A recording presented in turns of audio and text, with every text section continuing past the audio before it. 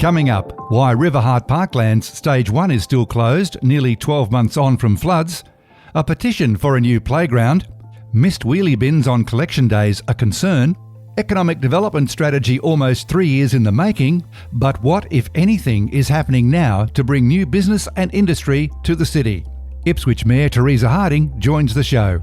It's Friday, January 20, 2023, and I'm Alan Roebuck. Welcome to Ipswich Today, which acknowledges the traditional custodians of the land on which it is produced and pays respects to elders past, present and emerging. This podcast is supported by Kinetics, people-powered web hosting trusted by Australian businesses since 1999. Ipswich City Council held its first meeting of 2023 on Thursday, January 19. This interview was recorded later the same day. Thanks for speaking with Ipswich Today, Mayor Harding. My pleasure, Alan. Thank you for having me on. Before getting to the meeting agenda, it'll soon be a year since Riverheart Parklands was damaged by floodwaters. Why are we waiting so long for repairs? Yes, look, it's something that we're really wanting to get done as soon as possible. There's a few issues there. We require a specialised engineering assessment. There's some concerns about the structural side. So we've done the fixed at Bob Gamble Park on one side, and then the other side of the parkland has been fixed. But the boardwalk part, there are some concerns about structural issues, so we're waiting on that engineering assessment. Just letting people know that after the 2011 flood, it took council 23 months to get that back up and running. And then a month later, the 2013 floods came through again. So it is a structure that does require some care. So I think depending on what the engineering assessment is, we expect work to start there in July this year.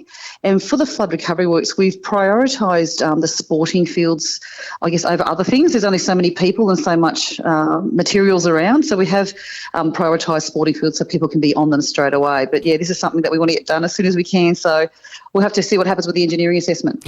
Yeah, it's interesting that you've said it took 23 months first time around, because the broader public recollection seems to be it was done in a matter of weeks or months. So are you talking about the fact that the boardwalks, the bits on stilts over the water, there's an issue with them? Could be a bigger issue with them. Yeah, we were concerned that there's a structural issue with those those stilts there. So, and look, last time the flood happened obviously January 11, and it was reopened again in December 12. Then obviously the next month there was the flood, and then it was out of action for another 6 months. So it was nearly open, actually closed for about 2.5 years because of those two events. So look, there are some serious concerns about the structure there. So we do have to do that proper engineering assessment. In one of the shortest meetings for some time, it began with condolence motions, including for John Whitehead. Yeah, John Whitehead's funeral was on Monday, and he passed away at the age of 91. And look, he certainly is very well known in our city, and it was a pleasure for us to, pass that condolence motion to give that respect and honour to him and his family. There was also a petition tabled calling for a playground at Wood End. Now, in my mind, that came as a bit of a surprise, because being an older suburb, you would have thought that it was fully catered for playgrounds and that sort of thing.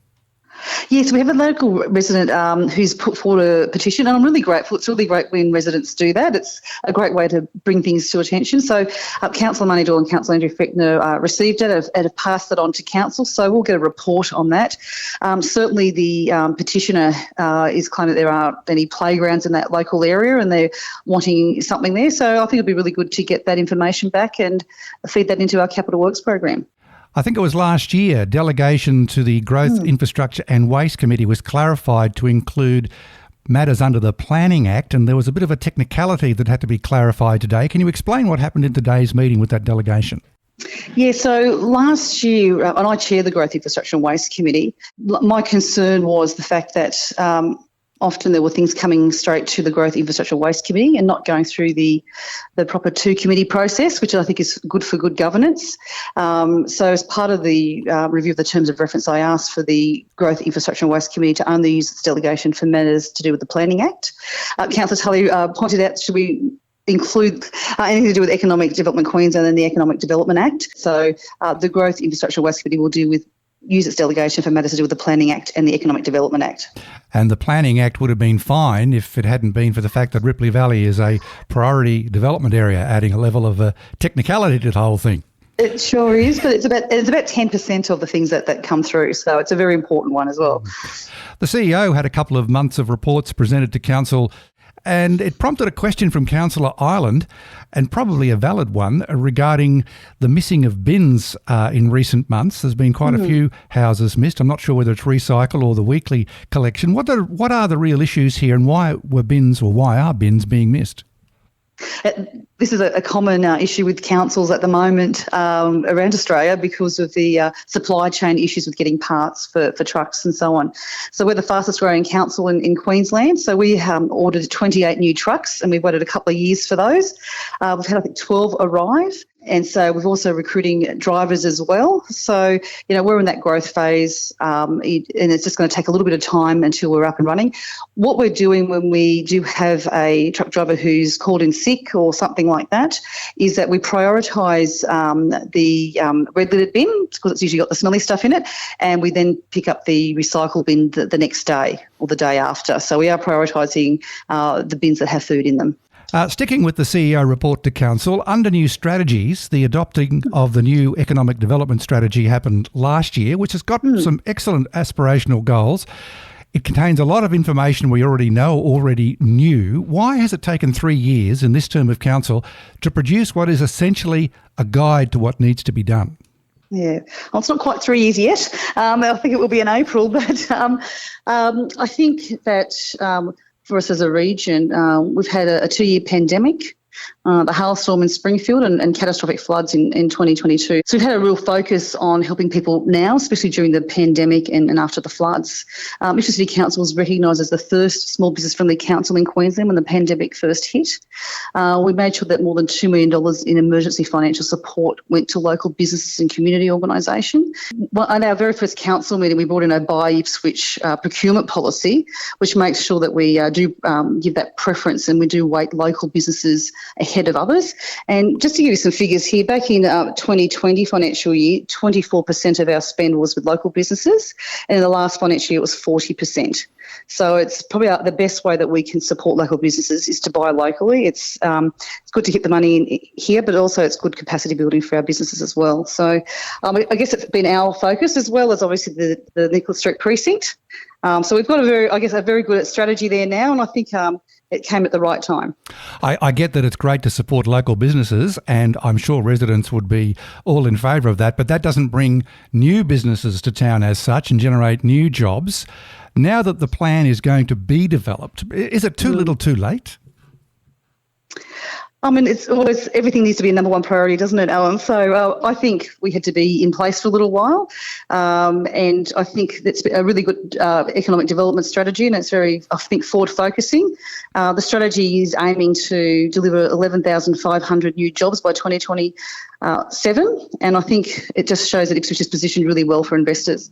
Does Council have anyone out there today knocking on doors to get big business or even small business to open in Ipswich?